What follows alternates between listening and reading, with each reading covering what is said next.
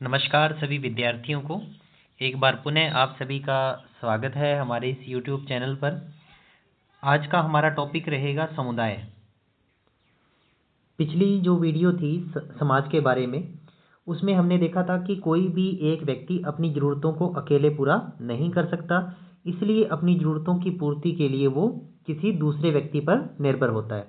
तो ये तो यहाँ तक तो हमने बात कर ली थी, परंतु जब तक इनका निश्चित क्या नहीं रहेगा, भूभाग नहीं रहेगा। निश्चित भूभाग का मतलब है कि जब तक ये किसी एक स्थान पर नहीं रहेंगे तब तक वो अपनी आवश्यकताओं की पूर्ति नहीं कर सकते।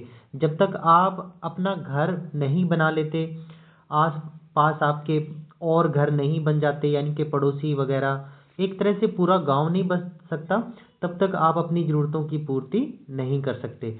तो ऐसे में लोग क्या होते हैं कि अपनी ज़रूरतों की पूर्ति करने के लिए एक निश्चित भूभाग पर स्थायी रूप से रहने लग जाते हैं।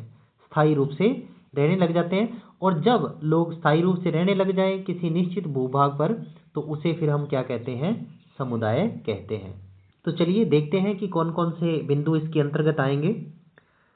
वह समाज जो एक निश्चित भूभाग में रहता है, वह समाज जो एक निश्चित भूभाग में रहता है, उसे हम क्या कहते हैं, समुदाय कहते हैं। समुदाय कुछ अंशों में हम की भावना, कैसी भावना रहती है इनके अंदर, हम की भावना रहती है, और ये एक प्रकार का सामाजिक समूह है। कैसी, हम की भावना वाला एक सामाजिक समूह है जो एक निश्चित क्षेत्र में यानी कि निश्चित भूभाग में रहता है। ठीक है, तो उसको हम क्या कहेंगे, समुदाय कहेंगे। समाज की परिभाषा में हमने देखा था कि समाज क्या है, समाज सामाजिक संबंधों का, सामाजिक जो संबंध हैं, इन सामाजिक संबंधों का क्या है, जाल है। ये हमने पढ़ा था। फिर जो व्यक्तियों का, किसका, व्यक्तियों का जो समूह है, उस समूह को हम क्या बोलते हैं, एक समाज बोलते हैं। एक समाज, व्यक्तियों का समूह क्या हो गया, एक समाज। तो ये हमने कल वाली वीडियो के अंदर देखा था। फिर नेक्स्ट, अब जो हमारा टॉपिक है वो है समुदाय। जब वही लोग समूह वाले हैं, जब वो किसी एक निश्चित भूभाग पर रहने लग जाएं, किसी निश्चित स्थान पर रहने लग जाएं, तो उसको हम क्या कहेंगे, समुदाय कहेंगे। क्या कहेंगे, समुदाय। आगे देखते हैं कि इससे संबंधित कौन कौन से बिंदु हैं। तो पहला आता है समुदाय के तत्व। तो यहीं से प्रश्न बनेगा कि समुदाय के कौन कौन से तत्व हैं। तो पहला, निश्चित भूभाग। अभी हमने परिभाषा के अंदर देखा था कि जब लोग एक निश्चित भूभाग पर रहने लग जाते हैं तो उसको हम क्या कहते हैं, समुदाय कहते हैं। तो यहाँ पर सबसे महत्वपूर्ण बात पता है क्या है, निश्चित भूभाग का होना। एक जगह का होना जरूरी है जहाँ पर लोग रह रहे हैं। समाज के लिए जरूरी होता है संबंधों का। समाज के लिए सबसे महत्वपूर्ण चीज है संबंध। एक दूसरे के साथ संबंधों का होना जरूरी है, माता पिता, पति पत्नी, भाई बहन, इस प्रकार से। परंतु समुदाय के लिए सबसे जरूरी होता है एक निश्चित भूभाग का होना। जब उनके पास एक निश्चित जमीन रहेगी, स्थान रहेगा, अब एक स्थान पर वो रह रहे हैं, तो उसको हम क्या कहेंगे, समुदाय कहेंगे। ठीक है, तो निश्चित भूभाग का होना बहुत जरूरी है।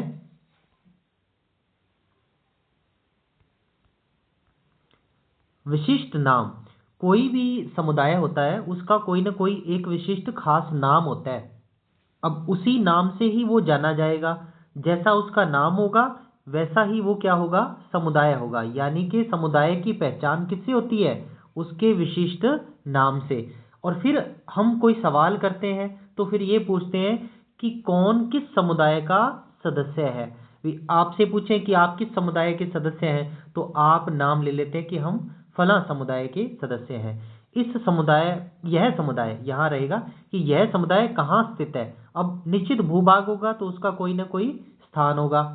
कौन कौन इसके सदस्य हैं, समुदाय की क्या क्या विशेषताएं, भी आपके समुदाय की क्या क्या विशेषताएं हैं। ठीक है, कोई एक विशिष्ट नाम हो जाता है समुदाय का। जब लोग एक जगह पे रहने लग जाएंगे तो फिर समुदाय बन जाएगा और वे अपने समुदाय का नाम रख लेंगे। उदाहरण के रूप में, जब लोग किसी स्थान पर रहने लग जाते हैं ना, एक एक करके, जैसे जैसे उनका ग्रुप बनता जाएगा, घर बनते जाएंगे, फिर एक पूरा एरिया बन जाता है। फिर हम इसको क्या कहने लग जाते हैं, गांव कहने लग जाते हैं। और गांव का हम क्या रखते हैं, नाम रख लेते हैं कि ये फला गांव है, ये फला गांव है।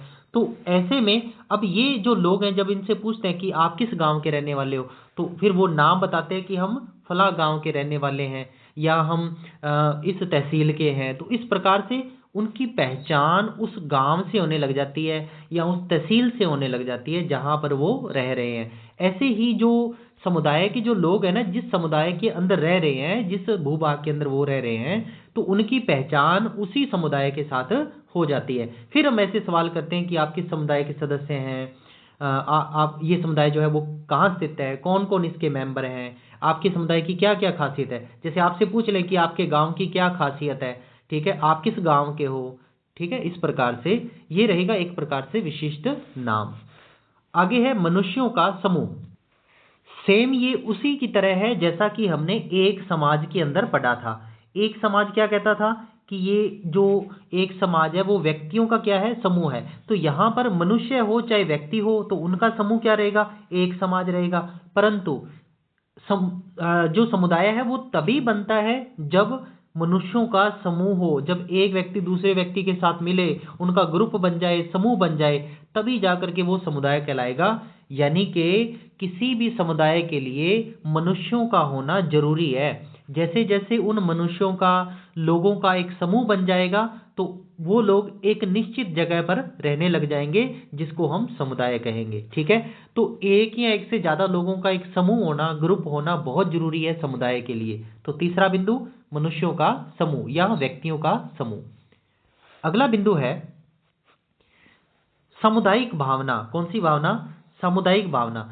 जब कोई व्यक्ति अपने निजी स्वार्थ को कम महत्व देता है, आप अपने बारे में कम सोचते हैं और समूह के स्वार्थ को सर्वोपरि मानते हैं, और आप समूह है या जो समुदाय है ना, उसको आप ज्यादा महत्व देने लग जाते हैं। अपना अपना जो महत्व है वो तो कम, परंतु जो समुदाय का महत्व है उसको आप ज्यादा सही मानते हैं, सर्वोपरि मानते हैं आप उसको।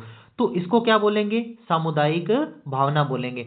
अब यही जो सामुदायिक भावना होती है, ये उस व्यक्ति के अंदर पाई जाती है जो उस समुदाय के अंदर होता है। अब कोई भी व्यक्ति उस समुदाय के अंदर रह रहा है, तो वो इस समुदाय के बारे में ज्यादा सोचता है, अपने बारे में निजी जो है, ये यहाँ पर लिखा है ना हमने, अपना अपना स्वार्थ कम, अपने स्वार्थ को वो कम महत्व देता है, यानी कि अपने बारे में वो कम सोचता है, सबसे ज्यादा वो समुदाय के बारे में सोचता है। तो इस प्रकार से ये जो भावना होती है उसके अंदर, उसको क्या बोलते हैं। इसके बाद अगला बिंदु है समानताओं के क्षेत्र। अब समुदाय के अंदर कुछ समानताओं के क्षेत्र होते हैं, जैसे सामाजिक समानताएं, सांस्कृतिक समानताएं, धार्मिक समानताएं या विचारों के आधार पर समानताएं, कानून के आधार पर या रीति रिवाज या भाषा के आधार पर समानताएं। ये मैंने आपको क्षेत्र बताए हैं कि एक जो समुदाय है उसका दूसरे समुदाय के साथ किस प्रकार से समानता उसकी हो सकती है, एक समुदाय की दूसरे समुदाय के साथ किस प्रकार से समानता हो सकती है। सामाजिक आधार पर समानता हो सकती है, सांस्कृतिक आधार पर समानता हो सकती है।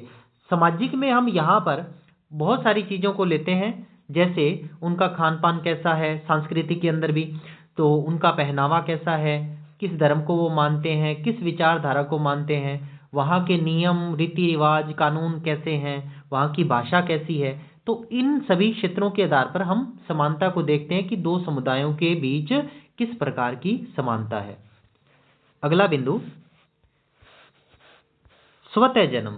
स्वतः जन्म का मतलब है कि जो समुदाय होता है ना, उसका जन्म स्वतः ही होता है, उसका कोई पालना नहीं पड़ता। जब स्त्री या पुरुष, चाहे लड़के लड़कियां हों, जब वो एक स्थान पर रहने लग जाते हैं या जीवन यापन करने लग जाते हैं, तो वो अपने आप ही किसका रूप धारण कर लेते हैं, समुदाय का रूप धारण कर लेते हैं। जब ये सभी इकट्ठे रहने लग गए, एक निश्चित भूभाग पर रहने लग गए, तो हम उसको क्या नाम दे देंगे, समुदाय, कि ये समुदाय है। अब ये जो समुदाय है इसको बनाना नहीं पड़ता, ऑटोमेटिक ही इसने अपना रूप धारण कर लिया। जब लोग इकट्ठे रहने लगे किसी एक जगह पे, तो फिर वो समुदाय बन गया। तो फिर हमने इसको बनाया नहीं, ये स्वतः ही बन गया, ठीक है, इसको बनाया नहीं गया। तो इस प्रकार से हम ये कह सकते हैं कि समुदाय जो होता है इसका स्वतः जन्म होता है, इसको बनाया नहीं जाता, ये अपने आप ही बन जाता है। जब स्त्री पुरुष ये जितने भी मनुष्य है इकट्ठे रह करके जब किसी निश्चित भूभाग पर रहने लग जाए, तो समुदाय का जन्म होता है। अगला बिंदु, समुदाय में सामान्य जीवन। समुदाय में जो जीवन होता है कैसा होता है? सामान्य होता है। ऐसा नहीं है कि इन्होंने कुछ विशेष प्रकार की संस्कृति या कल्चर को अपना रखा है, तो इनका सामान्य जीवन होता है। जैसे चाहे पालन पोषण का हो, विवाह हो, चाहे जन्म से मृत्यु तक के जीवन यापन की जितनी भी क्रियाएं हैं, या अपने जरूरतों को पूरा करना हो, तो ये सभी कार्य समुदाय के अंदर होते हैं। और यही कार्य हमने देखा था कि समाज के अंदर भी हो रहे थे या परिवार के अंदर भी हो रहे थे।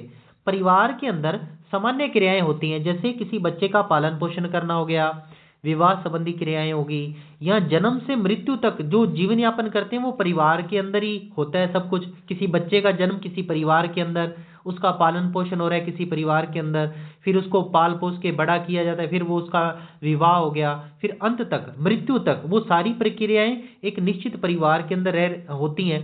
और वो जो परिवार है वो किसका अंग है? समुदाय का तो अंग है, क्योंकि सभी मिल करके किसी एक भूभाग पे रह रहे हैं और अपनी आवश्यकताओं की पूर्ति कर रहे हैं। तो हम ये कह सकते हैं कि समुदाय के अंदर जीवन कैसा होता है? बिल्कुल ही साधारण जीवन होता है, सामान्य जीवन होता है। विशिष्ट प्रकार की जो संस्कृति है इसके अंदर नहीं पाई जाती।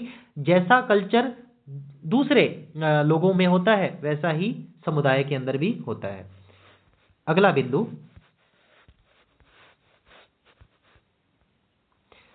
आत्मनिर्भरता। पहले ये यहां तक बिंदु रहेगा आत्मनिर्भरता। अब आत्मनिर्भरता कैसे? कि पहले यातायात और संचार के साधन नहीं थे, ठीक है, यानी कि यातायात के साधन नहीं थे कि दूसरी जगह जाना है तो बस ट्रेन ये सब कुछ पहले नहीं था। और ना ही कोई संचार के साधन थे, मोबाइल फोन भी नहीं थे, और ना ही कोई अन्य जरिया था कि हम अपनी बात को किसी दूसरे तक पहुंचा सकें, ठीक है। तो जब ये साधन नहीं थे तो आवश्यकताओं की पूर्ति जो थी वो पूर्ति नहीं होती थी उनकी, ठीक है। तो इसलिए इन आवश्यकताओं की पूर्ति के लिए उन्हें किस पर निर्भर रहना पड़ता था? समुदाय पर निर्भर रहना पड़ता था, क्योंकि जब लोग इकट्ठे रह रहे हैं तो फिर इनकी जरूरतें जो थी वो पूरी हो जाती थी किसी दूसरे के साथ सहयोग लेकर के, ठीक है। लेकिन धीरे धीरे जैसे जैसे समुदाय के अंदर यातायात या संचार के साधनों का विकास हो गया, आज के समय की यदि हम बात करें तो जैसे जैसे यातायात या संचार के साधन आ गए, मोबाइल फोन आ गए, या बस, या ये कहें कि और अपने निजी वाहन आ गए सभी के पास, तो ऐसे में क्या हुआ कि हर लोग आत्मनिर्भर बन गया, उसे दूसरे से सहयोग लेने की जरूरत नहीं पड़ी। जैसा पहले एक समय ऐसा था कि जब हमें कोई किसी से बात करनी होती थी तो पहले एसटीडी होती थी, एसटीडी, ठीक है, पीसीओ वगैरह जो होते थे एसटीडी वाले, तो वहां पर बात करने के लिए जाना पड़ता था, ठीक है। तो वहां पर जाकर के पहले उनको बताना पड़ता था कि फोन आएगा आपके पास और 10 बजे वो फोन करेंगे और 10 बजे आप आ जाना। तो लोग वहां पर 10 बजे वेट करते थे कि फोन आएगा उनका। तो पहले ऐसे सिस्टम था, संचार ऐसे होता था, ठीक है। यानी कि पहले सूचना देनी पड़ती थी, एक व्यक्ति घर जा करके कह के आता था कि 10 बजे आपके फलां जगह से फोन आएगा और 10 बजे आप मेरी दुकान पे आ जाना और पैसे लेके आ जाना, और इस प्रकार से वो एक दूसरे से बात करते थे। लेकिन आज का दौर जैसे ही बदला, संचार के साधन आ गए, अब किसी से पूछने की जरूरत ही नहीं है, जब मन करता है हम किसी को फोन कर लेते हैं। तो ये जो आत्मनिर्भरता थी ना, अब बहुत कम हो गई। पहले पहले भी नहीं थी, जब संचार के साधन नहीं थे तब आत्मनिर्भरता जो थी वो इतनी नहीं थी। लेकिन धीरे धीरे करके जब उनको जरूरतें उनको पूरी करनी थी तो फिर धीरे धीरे आत्मनिर्भरता बढ़ती चली गई। संचार के साधन आ गए तो वो इतना आत्मनिर्भर हो गए, ठीक है, इतना आत्मनिर्भर हो गए कि उसको दूसरे की जरूरत नहीं पड़ी। तो इस प्रकार से हम ये कह सकते हैं कि समुदाय के अंदर आत्मनिर्भरता होती है। यातायात के साधन नहीं थे, संचार के साधन नहीं थे, तो आवश्यकताओं की पूर्ति के लिए समुदाय पर निर्भर रहना पड़ता था। और जैसे जैसे यातायात और संचार के साधनों का विकास हुआ तो फिर ये ज्यादा क्या हो गए? आत्मनिर्भर हो गए। आत्मनिर्भर का मतलब है कि आप अपना काम खुद कर सकते हो, किसी दूसरे की हेल्प नहीं लेनी पड़ती, आप खुद कमाते हो, खुद काम करते हो, ये है आत्मनिर्भरता। दूसरे पर डिपेंड नहीं हो आप, ठीक है। तो इस प्रकार से समुदाय के लोग जो है वो दूसरे पर डिपेंड पहले होते थे, लेकिन आज के समय में नहीं होते, ठीक है। तो ये था आपके प्रमुख बिंदु, जो 8 एक तत्व थे इसके।